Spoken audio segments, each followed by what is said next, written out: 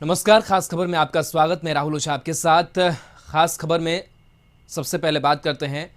पटना में सोमवार को सीएम नीतीश कुमार का जनता दरबार लगा और साथ ही आपको बता दें कि जिसमें मुख्यमंत्री ने पटना समेत अलग अलग जिलों से पहुंचे फरियादियों की समस्याएं सुनी और मौजूद अधिकारियों को कार्रवाई का आदेश दिया। जनता दरबार में लोगों की संख्या कम होने पर सीएम नीतीश कुमार ने अधिकारियों के सवाल पूछे, जिसमें अधिकारियों ने कहा कि पटना में बाईपास पर भारी जाम लग गया है, लिहाजा 3 जिलों के फरियादी घंटों जाम में फंसे रहे। जनता दरबार के बाद मीडिया के सामने आए सीएम नीतीश कुमार ने मीडिया कर्मियों के सवालों पर जवाब दिया। मुजफ्फरपुर के बोचा विधानसभा उपचुनाव के रिजल्ट पर नीतीश कुमार ने कहा कि अभी पूरे मामले पर क्या हुआ इसकी जानकारी नहीं है। भारतीय जनता पार्टी से इस मामले पर भी बातचीत नहीं हुई है। जनता मालिक है, जनता जिसको वोट दे।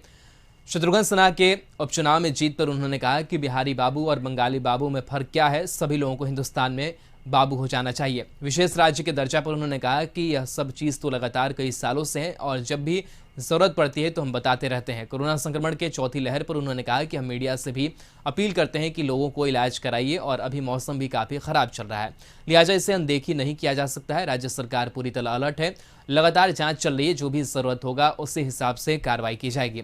भीषण गर्मी को देखते हुए विभाग को अलर्ट पर रखा गया है। प्रशांत किशोर पर उन्होंने कहा कि पहले उनका संबंध बीजेपी के साथ था, बाद में हमारे साथ जुड़े और हमारे साथ उनका संबंध दूसरा है। अभी वो अगर कहीं जाते हैं तो यह उनका व्यक्तिगत फैसला है।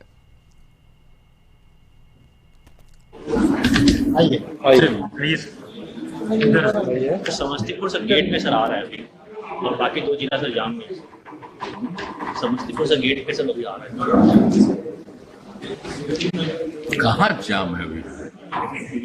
गाड़ी खड़ा हो गया है सर, 10 मिनट लगेगा। 4 और 9 लोग सीतामढ़ी समस्तीपुर आ गए सर। जल्दी कराइए ना।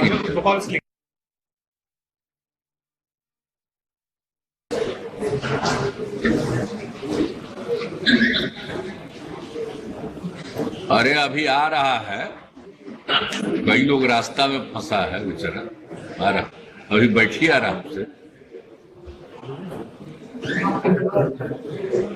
अभी 3 जिला का लोग है।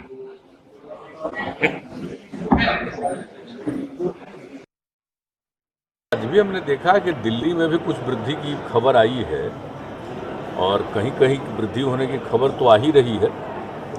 और हम लोगों के यहाँ तो आप जानते ही हैं कि 5 था, उससे भी थोड़ा बढ़ा है, 2-4 और बढ़ गया है।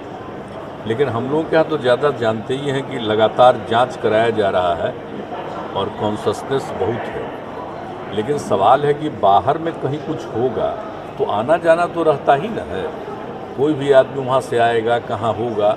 तो यहाँ पर बहुत ज़्यादा लोगों को अलर्ट रखने का पूरा प्रबंध किया जा रहा है। कि भीषण गर्मी के चलते जो अन्य प्रकार की बीमारियों का भी खतरा है, उसके लिए भी काफ़ी विभाग के द्वारा और प्रशासन के द्वारा सब जगह इसके लिए ध्यान रखा जा रहा है। और उसके लिए निरंतर एनडीए के उम्मीदवार के लिए तो सब लोग प्रचार किए ही थे, लेकिन वहाँ के बारे में क्या हुआ अभी पूरे तौर पर जानकारी नहीं है कि दरअसल क्या हुआ, क्या कारण हो गया, क्या नहीं हुआ।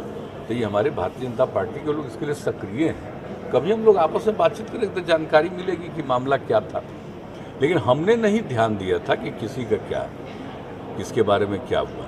लेकिन अखबारों में तो बहुत छप रहा है, तो अखबारों में जो छपता है तो एक अपनी बात है, उसी पर हमसे पूछ रहे हैं। लेकिन हमको कोई उसके बारे में बहुत व्यक्तिगत रूप से जानकारी नहीं। लेकिन जनता मालिक है, उसको जो मन करे, जिसको वोट दे, तो उस पर कोई हम कभी आज तक कमेंट नहीं करते। उनको अपना अधिकार है, राजनीतिक रूप से कोई क्या करना चाहता है उसका अपना अधिकार है। हमसे व्यक्तिगत संबंध रहा है भी, लेकिन मुझसे जब बातचीत होती है कभी भी, तो ये सब बात तो कभी नहीं होती। तो हम तो पहले भी बता चुके हैं, मेरी तबीयत खराब थी तब करना, या दिल्ली गए हुए थे तो हालचाल लेने के लिए, तो हमसे जो संबंध है दूसरा है। लेकिन राजनीतिक रूप पर तो सबको अधिकार न है भाई कि कौन क्या करना चाहता। तो सबसे पहले किनके साथ था? बीजेपी के साथ था। मान लीजिए हम लोगों के साथ आया, फिर कहाँ चला गया, कहाँ गया, तो उसकी अपनी इच्छा न है भाई। तो क्या चीज़ करेंगे बंगाली बाबू? क्या अरे बिहारी बाबू और बंगाली बाबू क्या, सब हिंदुस्तानी बाबू हो जाइए, सबसे अच्छा क्या दिक्कत है। और इस पूरी खबर पर ब्यूरो चीफ अशोक मिश्रा जी हमारे साथ जुड़े हुए हैं। अशोक जी, आज सीएम नीतीश कुमार का जनता दरबार लगा, फरियादी पहुंचे थे, लेकिन जनता दरबार के बाद से मीडिया से रूबरू भी होते हैं मुख्यमंत्री नीतीश कुमार। कई मसलों पर बातचीत उन्होंने की, बोचा उपचुनाव से लेकर के शत्रुघ्न सिन्हा की जीत, साथ ही प्रशांत किशोर से रिश्ते को लेकर भी बात अपनी रखी।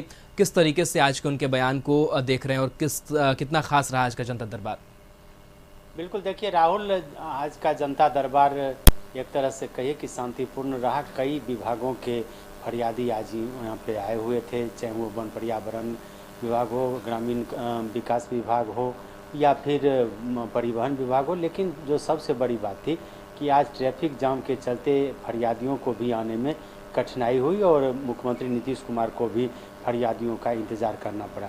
लेकिन जो सबसे बड़ी बात है कि अभी बोछा उपचुनाव को लेकर के जिस तरह से एनडीए की फजीहत हुई है और ख़ास करके बीजेपी की जो हार हुई है उसको लेकर के ऐसे कयास लगाए जा रहे थे कि मुख्यमंत्री ने जिस तरह से का संक्षिप्त बयान दिया था, आज जनता दरबार में वो विस्तृत रूप से अपनी बात कहेंगे।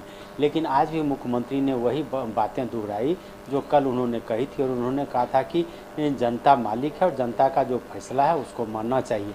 मुख्यमंत्री ने कहा कि इस बाबत उन्हें बीजेपी नेताओं से उनकी बातचीत नहीं हुई है और हार के कारणों की अभी समीक्षा नहीं हुई है। दूसरी तरफ पश्चिम बंगाल में जिस तरह से बिहारी बाबू यानी कि शत्रुघ्न सिन्हा की जीत हुई है, इस पर उन्होंने मजाकिया लहजे में कहा कि बिहारी और बंगाली बाबू में क्या अंतर है, सब लोग हिंदुस्तानी बाबू बन जाइए। लेकिन एक बात मुख्यमंत्री ने आज बार बार दोहराई है कि बिहार में जो कोरोना के मरीजों की संख्या बढ़ रही है और गर्मी जो बड़ी तेज़ी से बढ़ रही है, उससे निपटने के लिए राज्य सरकार के संकल्प को तो दोहराया ही, लेकिन मीडिया से भी सहयोग की अपील की है मुख्यमंत्री ने कि उन्होंने कहा कि इस गर्मी से बचने के लिए लोगों को परहेज करना चाहिए और अगर आपकी तबीयत खराब होती है तो उसका तुरंत इलाज कराएं।